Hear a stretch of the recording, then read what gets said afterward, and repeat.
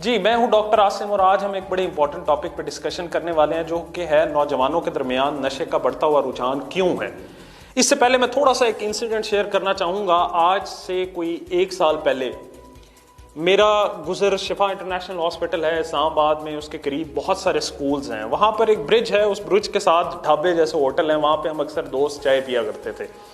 और उसी मेमोरी को रिवाइव करने के लिए, रिफ्रेश करने के लिए अभी लास्ट ईयर ही मैं गया वहाँ पर।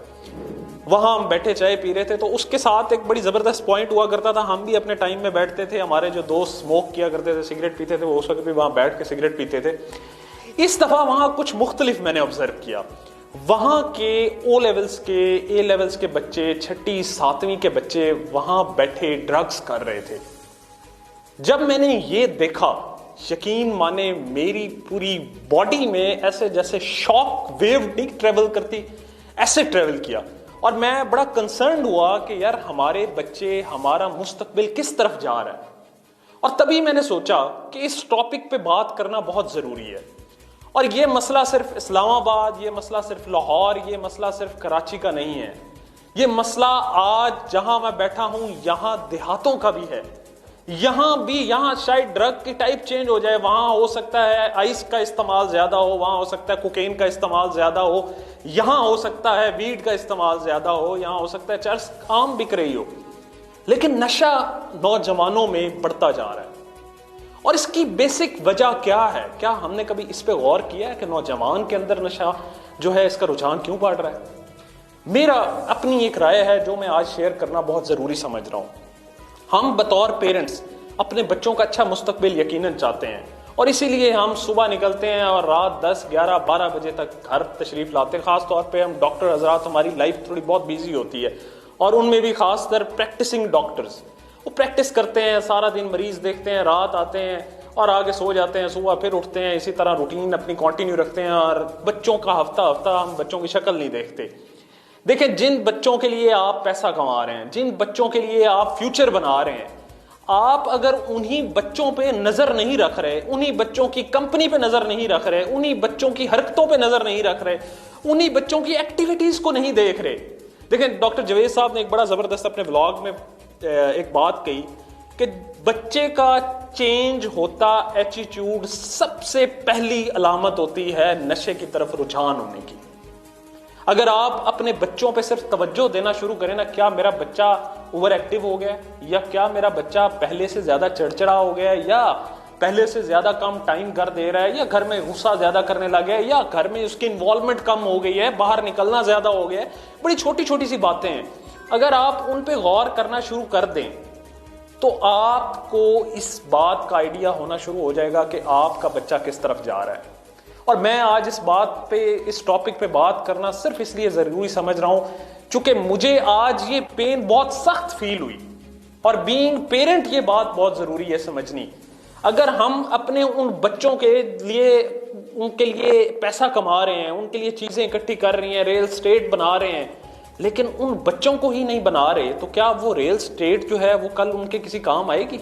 वो यकीन मानो उन्होंने नशा करके कबूतर उड़ा उड़ा के सारी जमीनें उड़ा देनी है। उन जमीनों का कोई फायदा नहीं है, उन एसेट्स का कोई फायदा नहीं है जिन एसेट्स को इस्तेमाल करने वाले पे आपने तवज्जो नहीं दी।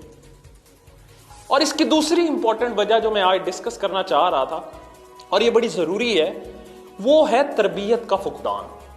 तालीम पे तवज्जो है हमारी, स्कूलों की भी तवज्जो तालीम पे है। हर स्कूल को ग्रेड्स चाहिए, हर स्कूल को नंबर चाहिए, हर स्कूल को सिर्फ टॉपर्स चाहिए, लेकिन किसी को अच्छा इंसान नहीं चाहिए, किसी को अच्छा बच्चा नहीं चाहिए, तरबियत याफ्ता बच्चा नहीं चाहिए।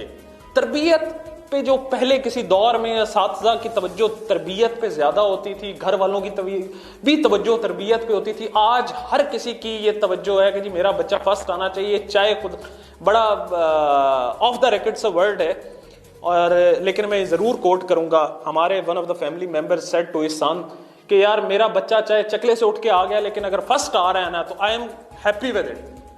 और वही मेरा बच्चा चाहे मस्जिद से 5 वक्त का नमाजी है होके आ रहा है ना और वो क्लास में फेल हो गया, तो is not acceptable to the family, which is very unfortunate कि हमें मतलब सिर्फ दुनियावी तालीम पे इतनी ज्यादा तवज्जो हमारी हो गई है कि हमने उसके करैक्टर बिल्डिंग पे फोकस करना ही बंद कर दिया। तो खुदारा अपने बच्चों के करैक्टर पे फोकस करें, खुदारा उनकी तरबियत पे फोकस करें, उनकी पर्सनैलिटी डेवलपमेंट पे फोकस करें।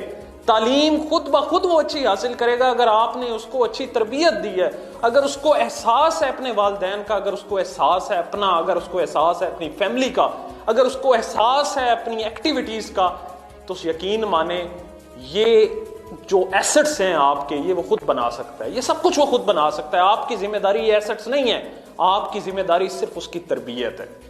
और मेरी आज सिर्फ यही रिक्वेस्ट थी, मैं सिर्फ इसी टॉपिक पे आज डिस्कशन सिर्फ इसलिए करना चाहता था कि इस पे फोकस करें, ताकि ये जो नशे की तरफ हमारी राग़िब हो रहे हैं नौजवान नस्ल, इसको रोका जा सके। और इस पे यकीनन इदारों का भी रोल है, इदारों को भी अपनी एक्टिवनेस दिखानी होगी, जो ऑलरेडी काफ़ी गवर्नमेंट एक्टिव भी है इस पे, लेकिन गवर्नमेंट को इस पे बड़ी स्ट्रांग पॉलिसी एजुकेशनल इंस्टीट्यूट्स के साथ मिलकर बनानी पड़ेगी। इसके ऊपर कोई एक्टिव जो है ना मूवमेंट चलानी पड़ेगी, इसको एक तहरीक की तरह लेके चलना पड़ेगा, वरना हमारी नौजवान नस्ल बर्बाद हो जाएगी। और नौजवान नस्ल बर्बाद होने का मतलब मुल्क का मुस्तकबिल बर्बाद होना है। तो खुदारा इस पे कुछ करें, और हम सब बतौर शहरी रिस्पॉन्सिबल सिटीजन इस पे जो है मेहनत करें, अपने बच्चों को तवज्जो दें, अपने इर्द गिर्द मुआशरे पर तवज्जो दें, और इस जड़ को ये जो एक लानत है, इसको जड़ से खत्म करें। अरे पहले हाथ तो धो लो। शेर भी कभी अपने पंजे धोते हैं दीदी? पंजे तो चूहे भी नहीं धोते मामा जी।